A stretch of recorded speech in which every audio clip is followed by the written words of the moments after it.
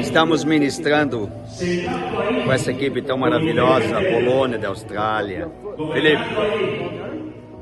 Good. More fire. More fire. Yes.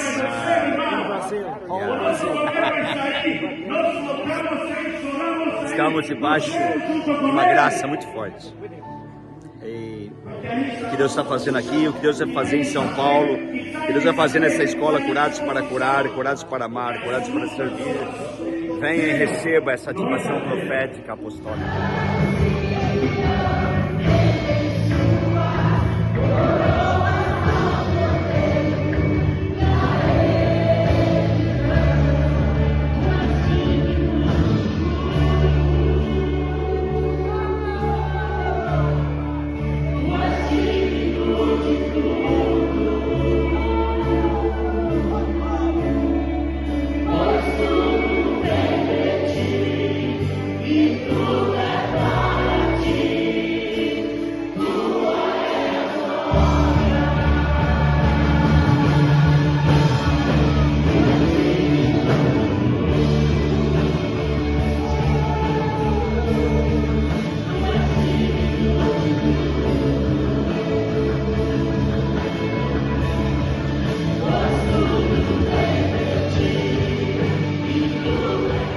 Aqui, igrejinha, com essa equipe maravilhosa, onde Deus o Pai está se manifestando de uma maneira tão peculiar.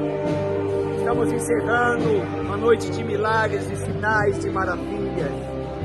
Obrigado, Senhor, porque o Senhor nos cerca de benevolência. A palavra, a unção, a capacitação, o sangue fala. O sangue da nova aliança fala. E nós estamos abertos para ouvir o som da sua voz. Milagres, graça, favor, presença. Te amamos, Pai. Hoje, prepare your heart. Prepare o coração de vocês. Prepare your heart. Prepare o coração de vocês. Prepare your heart. Prepare o coração de vocês. Prepare your heart. Prepare o coração de vocês. Prepare your heart. Prepare o coração de vocês. Be pure. Sejam puros. What are you looking for? O que vocês estão buscando? What are you watching? O que vocês estão assistindo? What are you hearing? O que vocês estão ouvindo? And what are you speaking? E o que vocês estão falando? Where is your attention? Onde está a tua atenção? Who is your source? Quem é a tua fonte? He is. Ele é. Your. A tua. Mine. A minha. Yours. A de vocês. Father. Shepherd. Pai. Pastor. Prepare your heart. Prepare o coração de vocês. Prepare your heart for double portion. Prepare o coração de vocês para a porção dobrada. Prepare your life. Amados o Pai, que seminário maravilhoso internacional aqui, igrejinha. Pode vir alguma coisa boa de igrejinha? Olha que casal maravilhoso. Apóstolo Oswaldo, sua esposa. Amados, vocês podem falar para nós o que aconteceu aqui? Uau, está acontecendo que ele está esperando 50 anos. Deus mandou o Denardi aqui com a turma dele e está pegando fogo. Ele é um grande líder, Um avivamento. Ah, magnífico. Quantos anos de ministério o senhor tem? 12. 12 anos? Não, 50, ministério de 50 anos. Ah, 50 anos. Quantos anos de casado?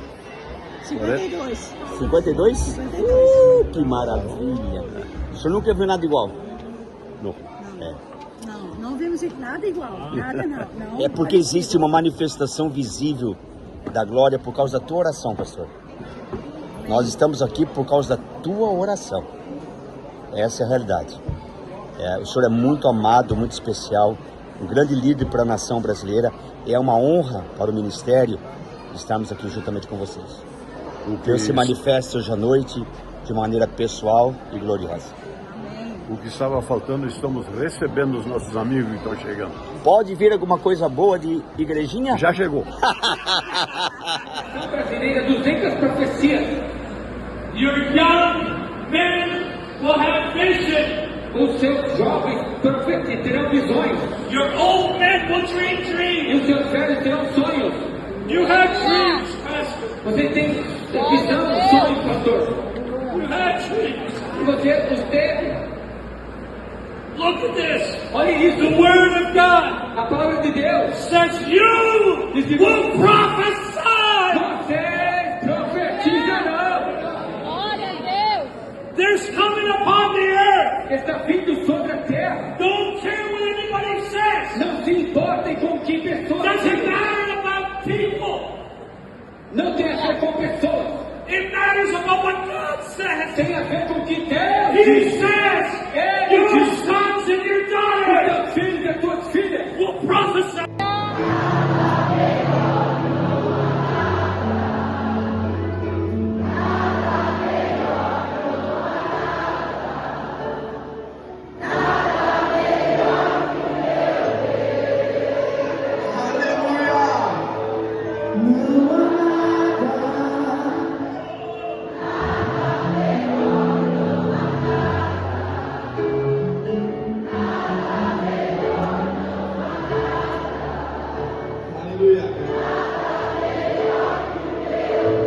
Aplauda o Senhor com todo o seu melhor nome.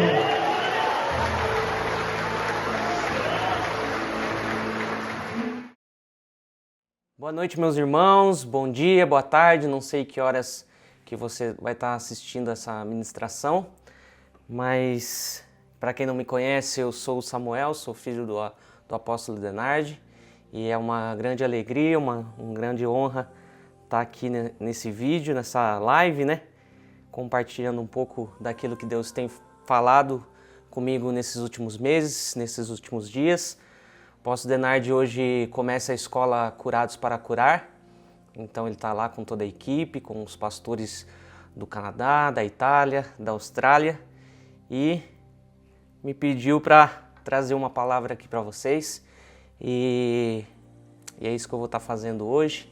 Então vamos lá, quero compartilhar com você algo que Deus tem falado comigo muito nesses últimos meses, nesses últimos anos.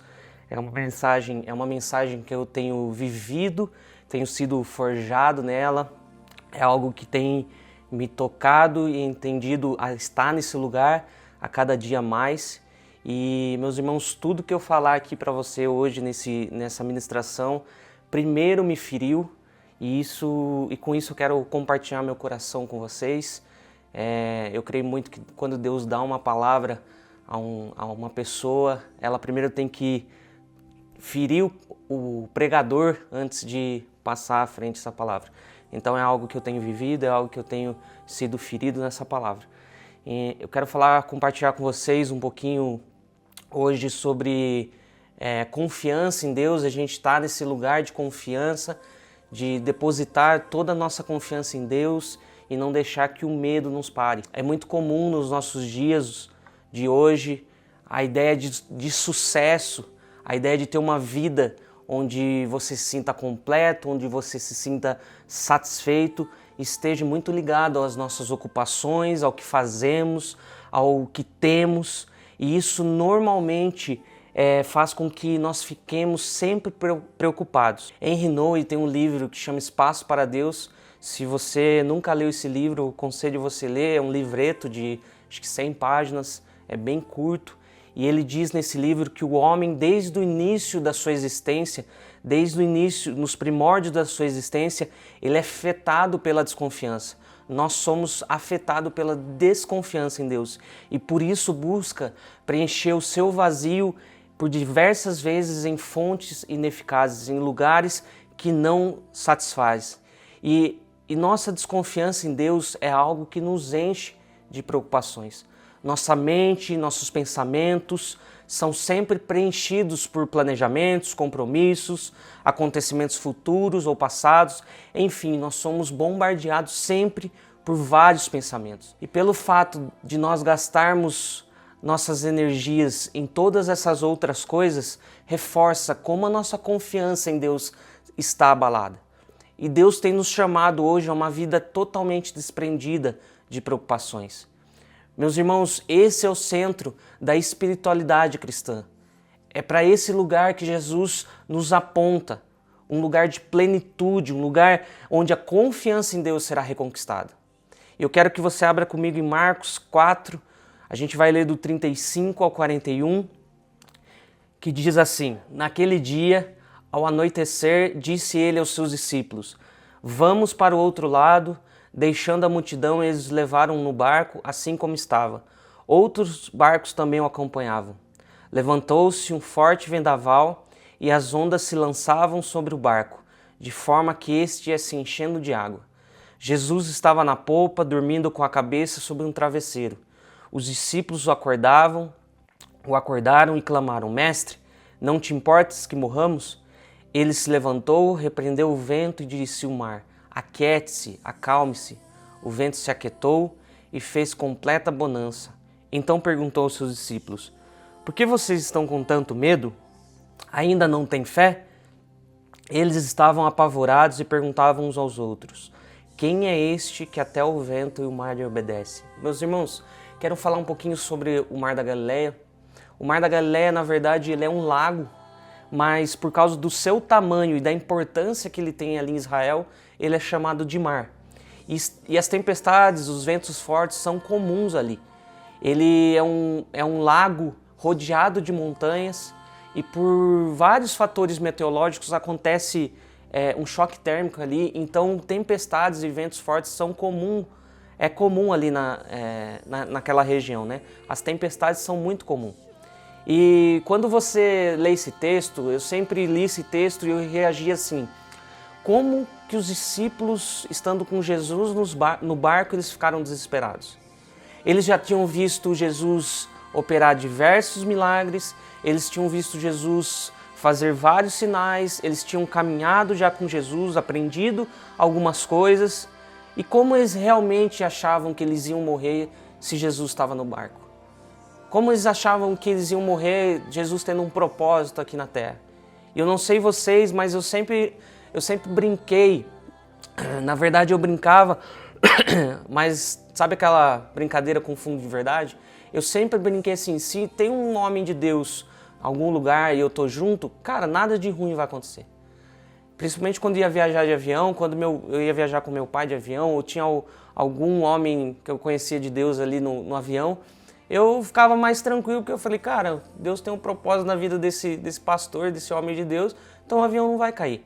Então a minha indagação sempre foi: como os discípulos, estando com Jesus no barco, eles achavam que eles iam morrer naquela tempestade? Algo que me chama muita atenção nesse texto, que eu queria compartilhar com você, é que durante a tempestade Jesus descansava.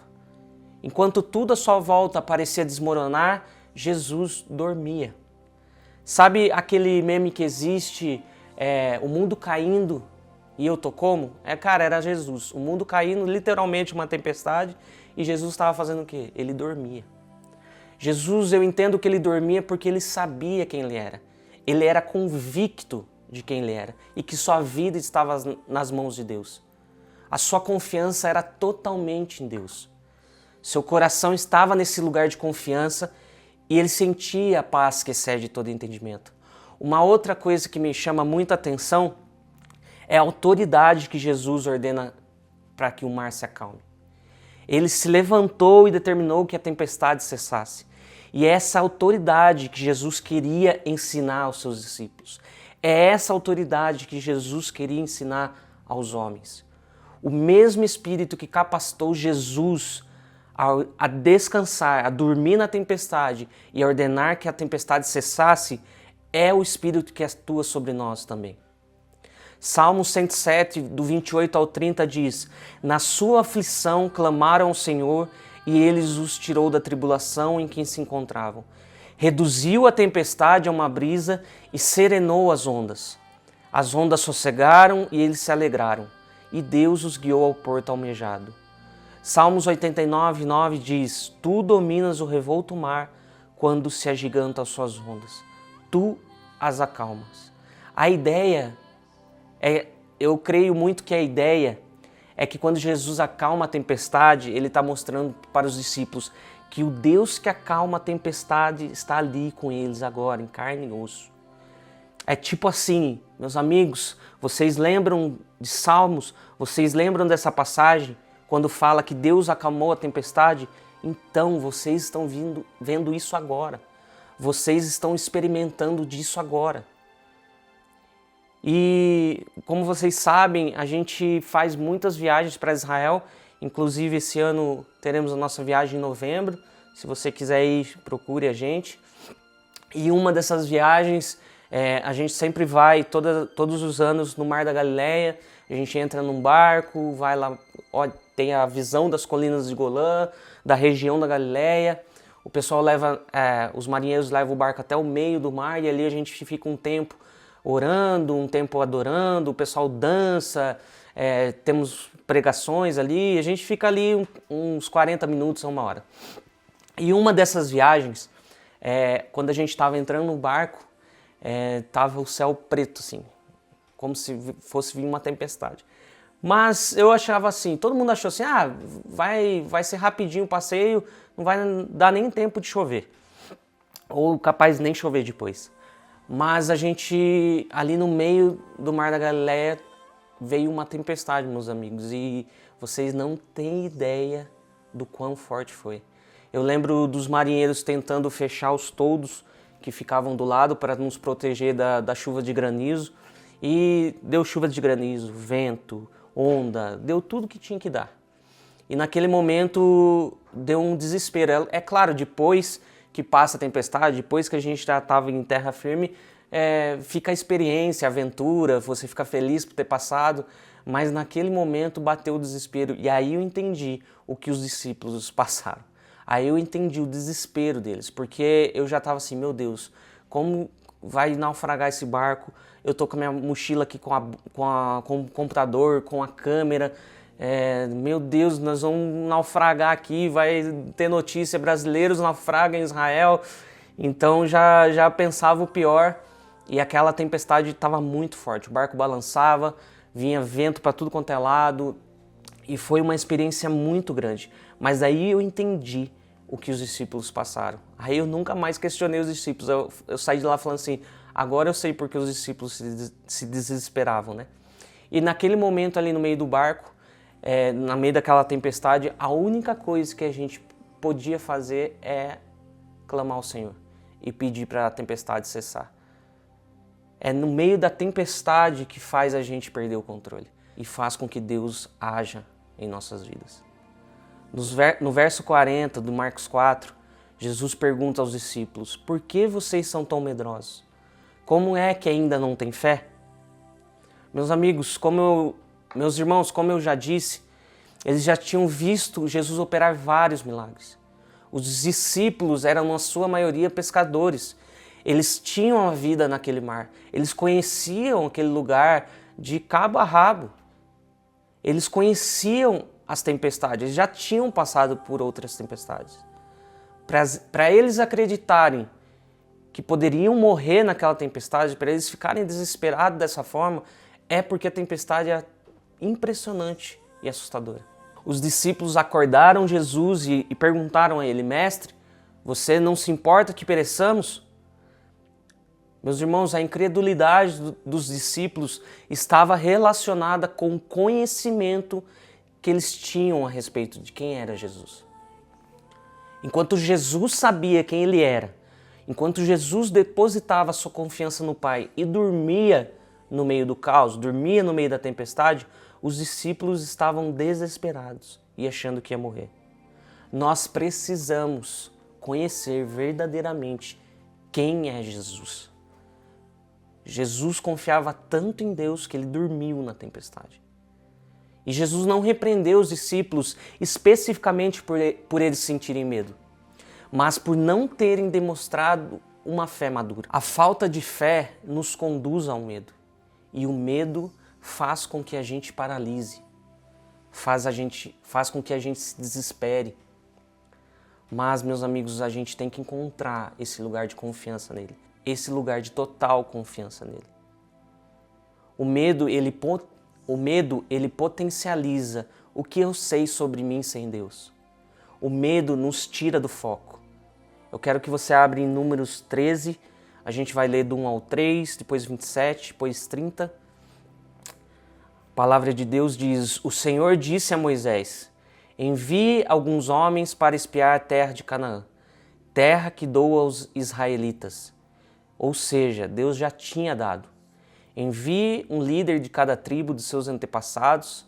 Assim Moisés os enviou do deserto de Parã, conforme a ordem do Senhor. Todos eles eram chefe dos israelitas. Verso 27. Deram então o seguinte relatório a Moisés: entramos na terra a qual tu nos enviaste, onde fluem leite e mel. Aqui estão os frutos dela. Contudo, o povo que lá vive é poderoso, e as cidades são fortificadas e muito grandes. Também vimos os anaquins. Verso 30. Então Calebe fez o povo calar-se diante de Moisés e disse: subamos e tomemos posse da terra, porque certamente conseguiremos fazer isso. Os homens que tinham ido com ele, porém, disseram: não podemos atacar aquele povo. É mais forte que nós.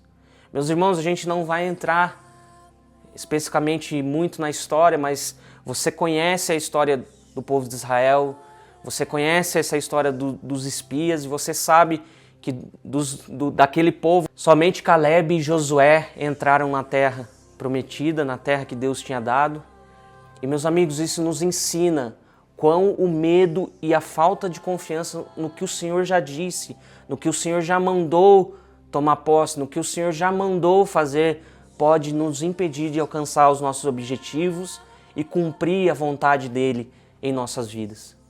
O medo, ele nos paralisa. O medo faz a gente criar rotas de fuga e gera desobediência. A obediência tardia também é desobediência. Não confiar naquilo que Deus mandou fazer é desobediência. Nós podemos olhar para a vida de Jonas. Jonas 1, do 1 ao 3 diz: a palavra do Senhor veio a Jonas, filho de Amitai, com esta ordem: vá depressa à grande cidade de Nínive e pregue contra ela, porque sua maldade subiu até minha presença. Jonas, porém, fugiu da presença do Senhor, dirigindo-se para Tarsis, desceu à cidade de Jope, onde encontrou um navio que destinava aquele porto, e depois de pagar passagem, embarcou rumo a Tarsis para fugir do Senhor. Jonas, ele fugiu do Senhor. A falta de confiança naquilo que Deus mandou fazer, o medo não nos deixa sair da zona de conforto. Por outro lado, meus irmãos, a fé significa confiança absoluta. E a falta dela nos conduz ao medo. Assim, a fé não se trata somente de uma emoção, de uma experiência de momento, mas a fé é a confiança real e prática no Senhor todos os dias. E esse lugar de confiança, ele só é construído através de um relacionamento pessoal com Deus, intimidade com Ele, baseado no amor, na fidelidade ao lugar secreto, ao apreço à Bíblia, à oração, às disciplinas espirituais. Nós temos um culto familiar aqui toda quarta-feira e a gente fala que o pessoal está cansado já de ouvir toda quarta, mas ainda a gente vai continuar batendo nessa tecla que não existe um segredo secreto. Não existe uma lâmpada mágica onde você vai esfregar e vai falar: agora eu quero ter intimidade com Deus, quero confiar em Deus, quero fazer tudo para Deus. Não, meus irmãos. É a vida no secreto, é o tempo gasto diário com Ele. Não existe um segredo, é relacionamento com Ele. Você que me assiste sabe o quanto Deus deseja um relacionamento. E Ele te espera todos os dias nesse lugar secreto. John Piper diz: se a fé vem pelo ouvir da palavra de Deus, se a fé vem pela palavra de Deus, ela se vai também com a ausência da palavra. Meus irmãos, nós precisamos entender a importância da vida no secreto, a vida devocional, o relacionamento com Ele. Nós precisamos conhecê-lo. Nós precisamos ter uma vida em comunidade. Nós precisamos ter uma vida na igreja. Nós precisamos frequentar a igreja. Nós precisamos ter relacionamento com as pessoas.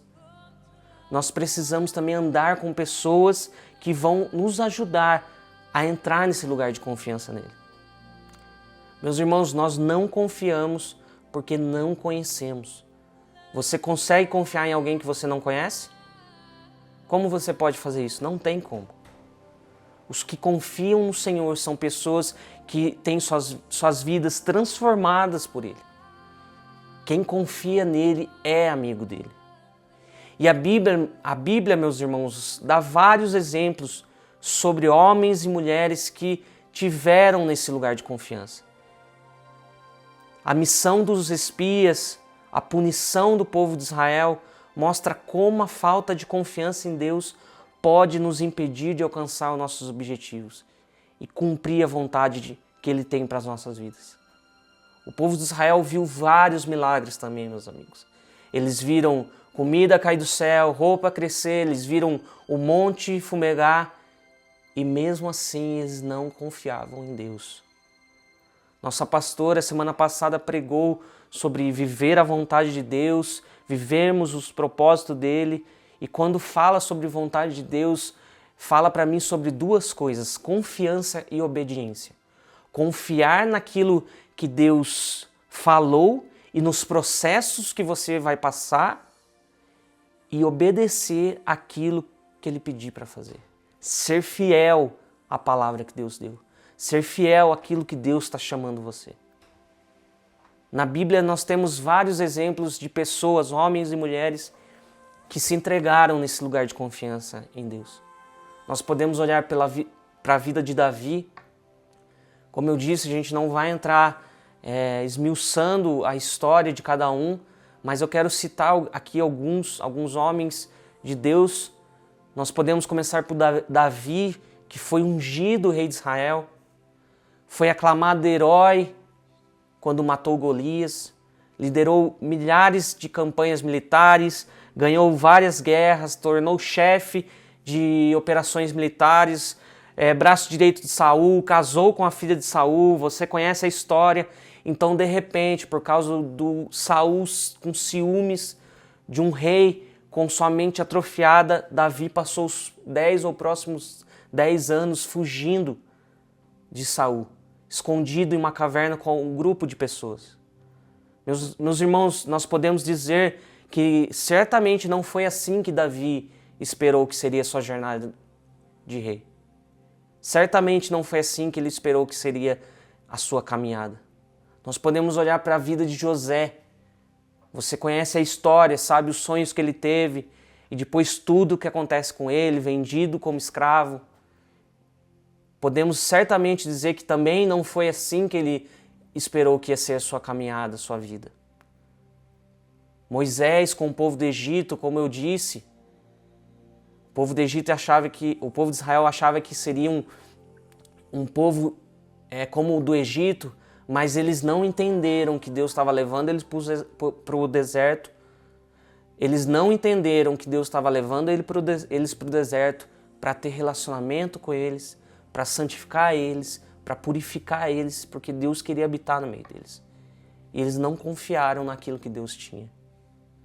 Nós podemos olhar para a vida de Elias e os corvos, que Deus tem o prazer de prover sustento para os seus filhos. Nós podemos ver que, diante da nossa obediência ao Senhor, independente da situação ou das circunstâncias que aparecem ser difíceis, que parentam ser desfavoráveis, se nós estamos debaixo de uma palavra de Deus, Ele será o nosso sustento. Nós precisamos ter confiança de que todas as vezes que o Senhor nos apontar para um lugar, certamente Ele vai nos sustentar. Elias primeiro provou do sustento do Senhor, do sustento diário do Senhor, para depois ser uma voz de esperança viúva. Tem uma história muito interessante na Bíblia do rei Josafá, rei de Judá, quando ele foi cercado por Moabe e Amon, com um exército enorme. O que Josafá fez? Eu quero que você abra em 2 Crônicas 20, a gente vai ler do 1 ao 6 e depois os versos eu vou falando. Vamos lá. Depois disso, os moabitas, os amonitas, com alguns meunitas, entraram em guerra contra Josafá. Então informaram: Josafá, um exército enorme vem contra ti, de Edom, do outro lado do Mar Morto. Já está em Hazazon Tamar, isto é, em En-Gedi. Alarmado, Josafá decidiu consultar o Senhor e proclamou um jejum em todo o reino de Judá.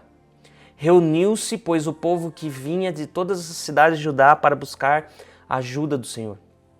Josafá levantou-se na Assembleia de Judá e de Jerusalém, no templo do Senhor, na frente dos pátios novo e orou: Senhor, Deus dos nossos antepassados, não és tu o Deus que está nos céus?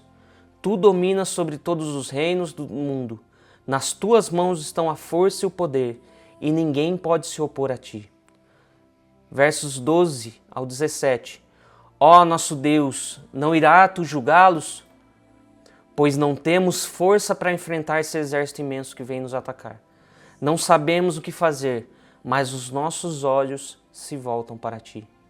Todos os homens de Judá, com suas mulheres e seus filhos, até os de colo, estavam ali em pé diante do Senhor. Então o Espírito do Senhor veio sobre Jaaziel, filho de Zacarias, neto de Benaia, bisneto de Jeiel e trineto de Matanias, levita e descendente de Asaf, no meio da assembleia. Jaaziel disse: escutem todos os que vivem em Judá e Jerusalém. O rei Josafá, assim diz o Senhor a vocês: não tenham medo, nem fiquem desanimados por causa desse exército enorme, pois a batalha não é de vocês, mas de Deus. Amanhã desçam contra eles. Eis que virão pela subida de Ziz, e vocês o encontrarão no fim do vale, em frente ao deserto de Jeruel. Vocês não precisarão lutar nessa batalha. Tomem posições, permaneçam firmes e vejam o livramento que o Senhor dará, ó Judá e Jerusalém. Não tenham medo nem desanimem. Saiam para enfrentá-los amanhã e o Senhor estará com vocês. Versos 20 e 22. De madrugada foram ao deserto de Tecoa. Quando estavam saindo, Josafá lhes disse: escutem-me, Judá e povo de Jerusalém. Tenham fé no Senhor seu Deus e vocês serão sustentados. Tenham fé nos profetas do Senhor e terão êxito.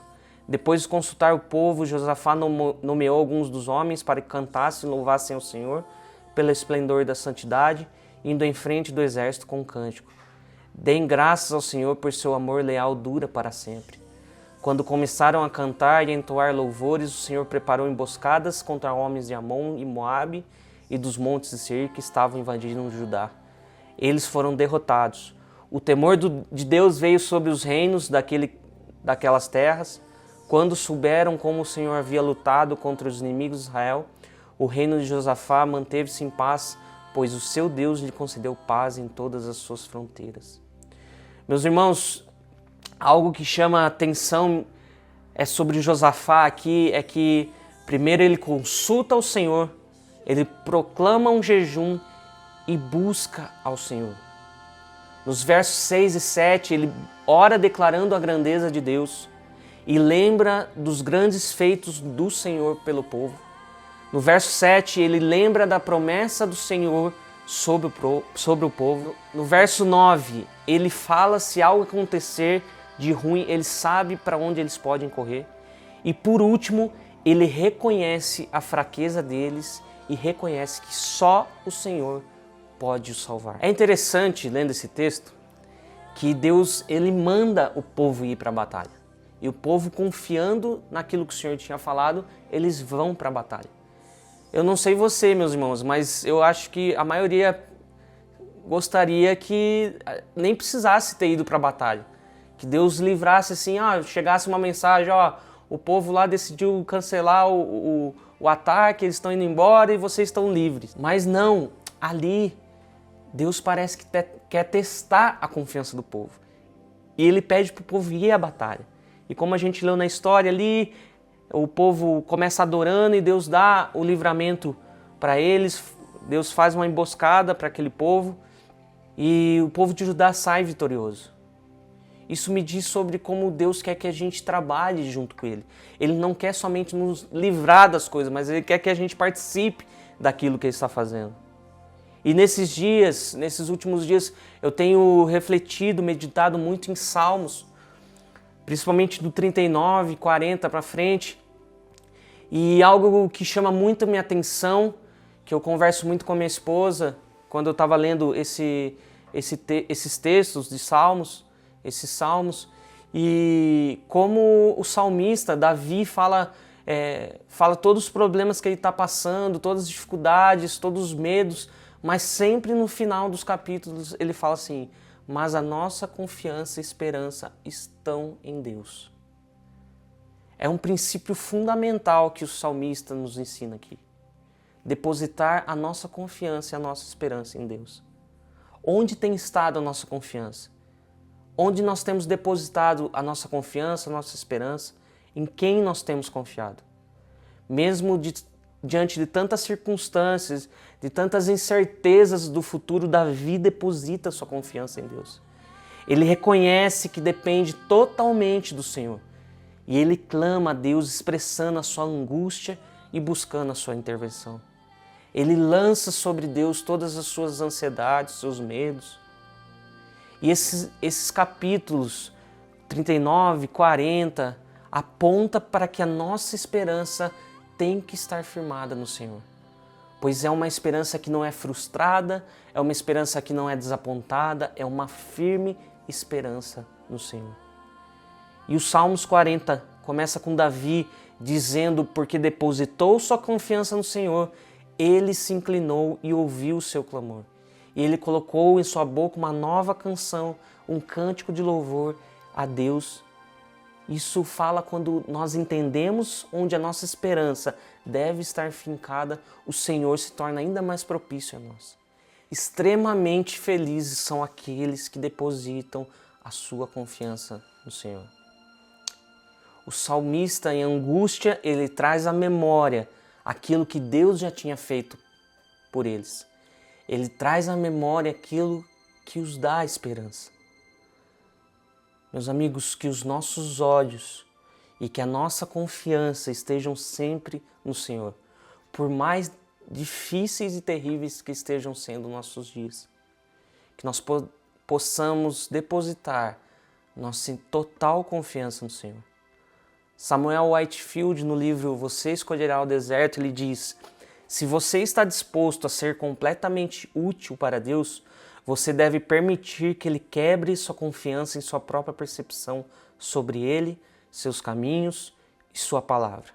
Porque Ele te ama, Deus te levará ao seu ponto de ruptura, o lugar onde você precisa escolher se confia na sua própria razão, entendimento, lógica, emoções e percepção ou no que Ele falou. Meus amigos, um primeiro passo é nós reconhecermos nossos medos a Deus. É nós lançarmos os nossos medos aos pés de Jesus. Coragem não é não sentir medo, mas é a capacidade de reconhecer os nossos medos e viver de forma corajosa de qualquer forma. O medo ele não pode nos paralisar, meus amigos. O medo ele tem que nos impulsionar. O segundo passo que nós temos que dar é ter uma intencionalidade em confiar em Jesus, exercendo a nossa fé. Sabe, é sobre colocar o pé na água. Deus espera uma resposta de nós.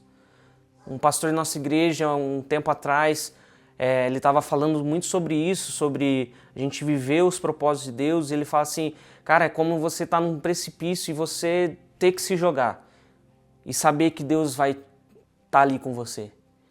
Meus amigos, é a mesma coisa, é a gente dar o primeiro passo em fé, é a gente confiar naquilo que Deus falou e ir. Mas é claro, nós precisamos ter uma palavra, nós precisamos ter relacionamento com Deus, nós precisamos ter a palavra e confiar naquilo que Ele falou. É sobre voltar os nossos olhos a Jesus e confiar totalmente nele. Salmo 56, 3, 4 diz: mas quando eu estiver com medo, confiarei em Ti, em Deus cuja palavra eu louvo, em Deus eu confio e não temerei. À medida que nós permanecemos nele, à medida que nós dedicamos tempo com ele, à medida que nos tornamos mais próximo dele, nós ficamos mais parecidos com ele. Quando temos tempo no lugar secreto, tudo em nós é transformado.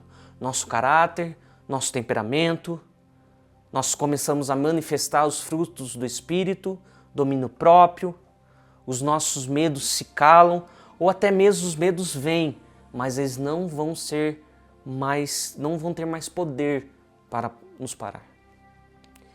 Independente das circunstâncias que a gente se encontra, meus irmãos, nós temos que confiar em Deus e ter certeza que Ele está conosco, cuidando de nós e cumprindo aquilo que Ele falou, cumprindo os propósitos que Ele disse. Essa confiança e essa certeza são construídas somente por meio de uma experiência pessoal com Deus, da leitura diária, do meditar dia e noite e de testemunho daqueles que têm colocado sua confiança em Jesus.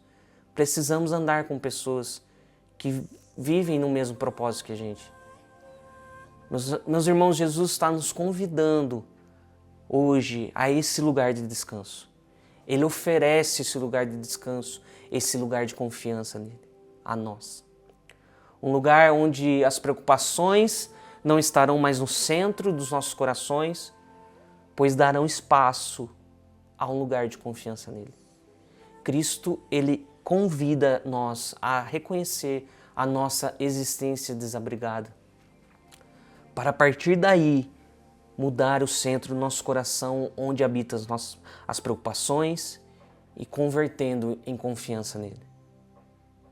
Meus irmãos, a imprevisibilidade é extremamente desconfortável para nós. Por isso que nós tantas vezes buscamos segurança em relacionamentos, num trabalho, nas finanças, na saúde. A gente sempre está buscando uma segurança em algum lugar. Mas Deus nos convida a trilhar um caminho completamente imprevisível, alimentando as expectativas a cada novo passo. Deus nos convida a trilhar esse caminho que implica em ter uma única segurança, Ele, Deus.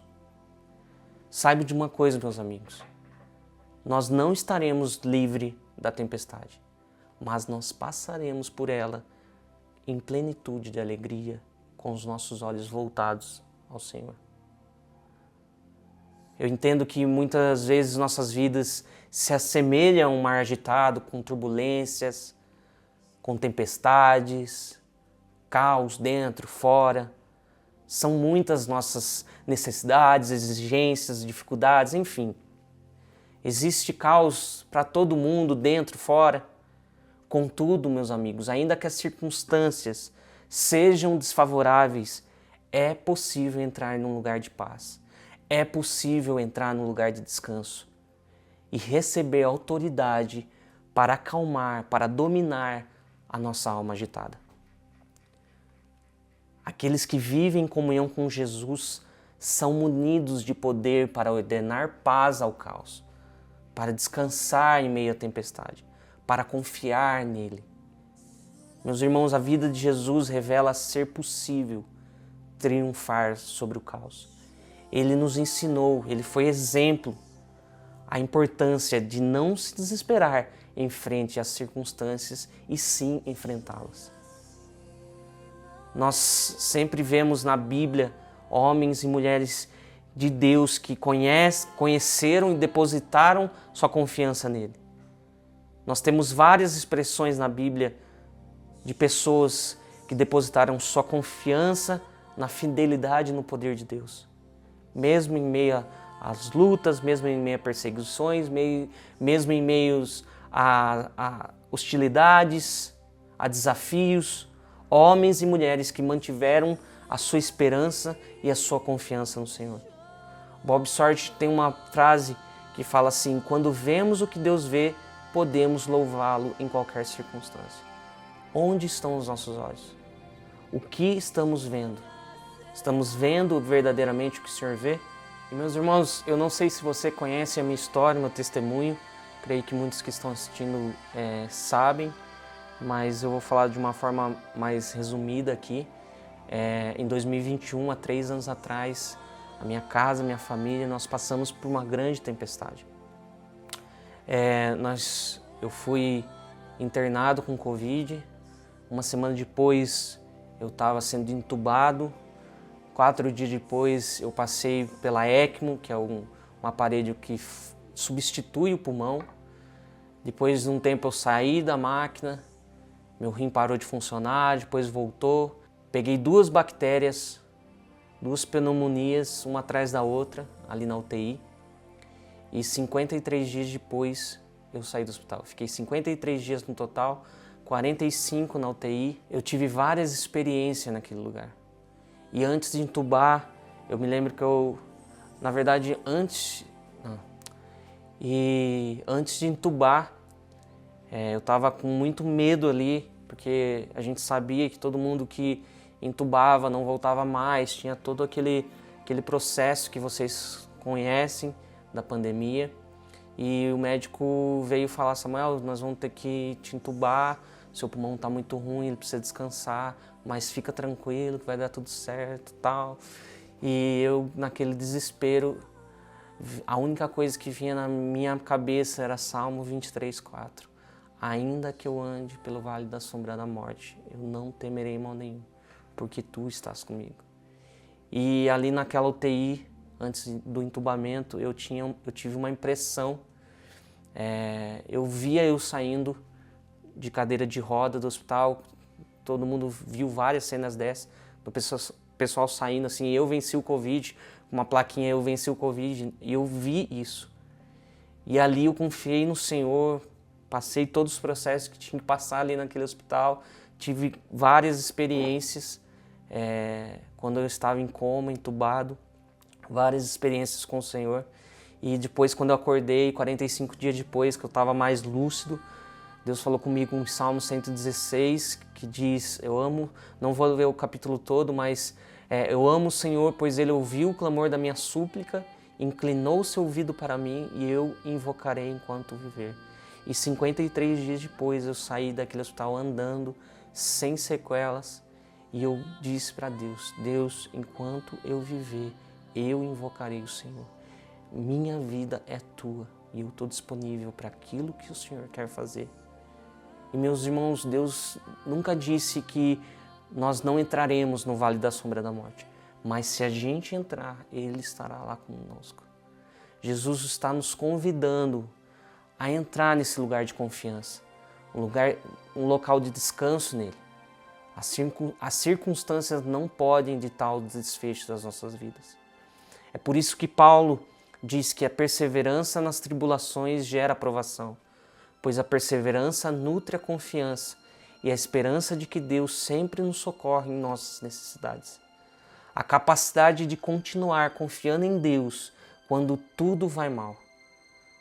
Perseverar gera em nós, meus irmãos, um caráter aprovado diante de Deus e nos amadurece a continuar confiando nele.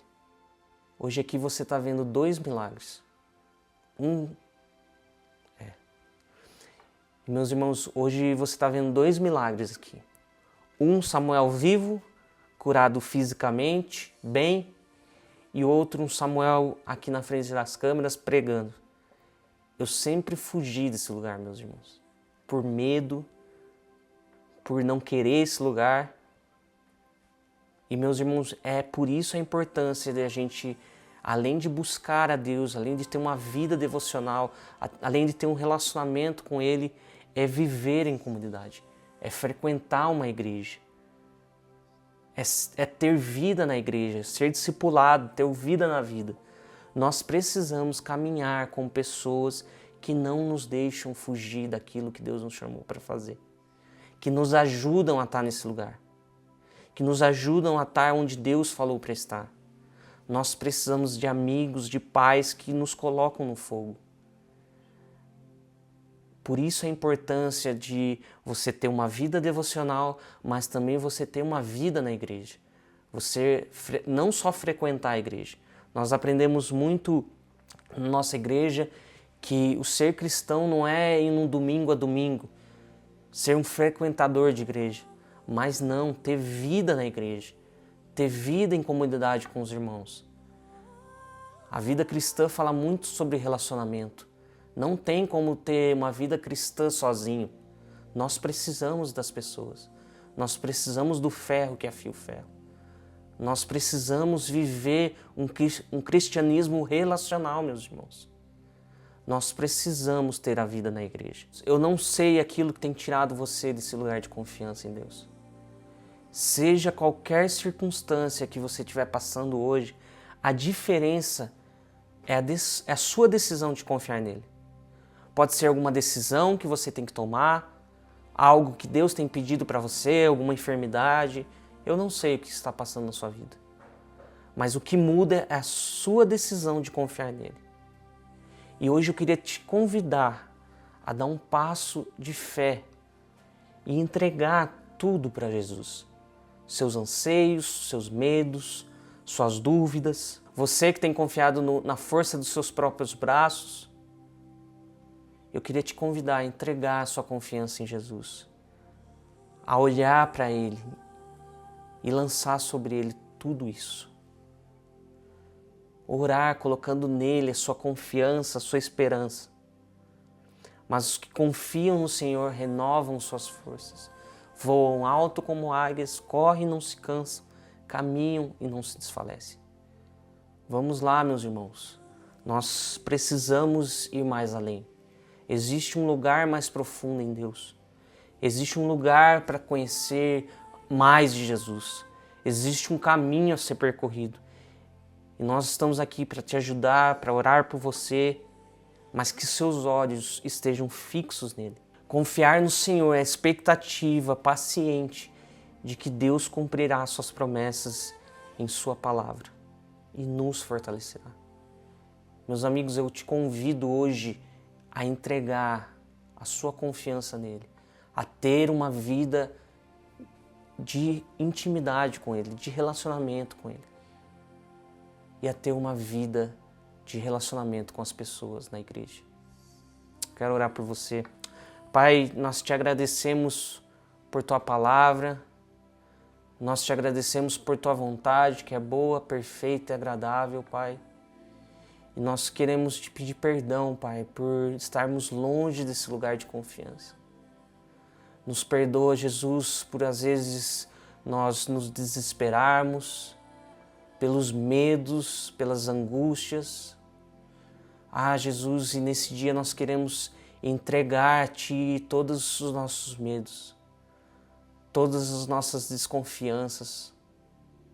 Jesus, queremos colocar aos Teus pés tudo o que temos passado e queremos declarar que a nossa confiança e a nossa esperança estão em Ti, Jesus.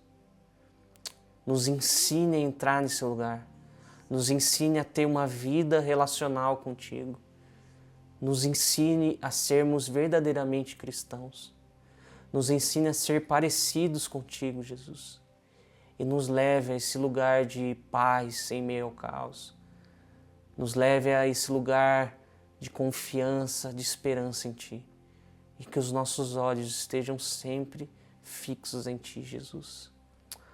Abençoe a vida de cada um que vai assistir esse vídeo e que eles possam ser impactados e possam ser moldados na confiança e esperança em Ti, Jesus. Nós Te amamos, em nome de Jesus. Amém. Amém, meus amigos. Foi uma honra, um prazer estar com vocês nesse dia. Espero voltar em breve. Você que quer nos abençoar com uma oferta, com uma semente, aqui embaixo vai estar o Pix, o QR Code também. Você pode compartilhar esse vídeo com seus amigos, com sua família, deixando também um like, compartilhando com seus irmãos e se inscrevendo no nosso canal, você que não é inscrito. Também siga-nos no Instagram, @íntimo do Pai. E também você que quer nos abençoar, nós temos vários livros na nossa loja virtual, que também está aqui embaixo. Uns livros novos do Randy Clark, O Romper da Cura, Mais de Deus e O Poder para Curar. Nós também temos o livro do meu pai, lá, Encontro com a Presença, e um devocional 100 dias. Se você quiser, só fazer seu pedido em nossa loja, que em breve chega aí para vocês. Deus abençoe, foi uma grande honra, alegria estar aqui com vocês e até quinta que vem. Deus abençoe, até mais.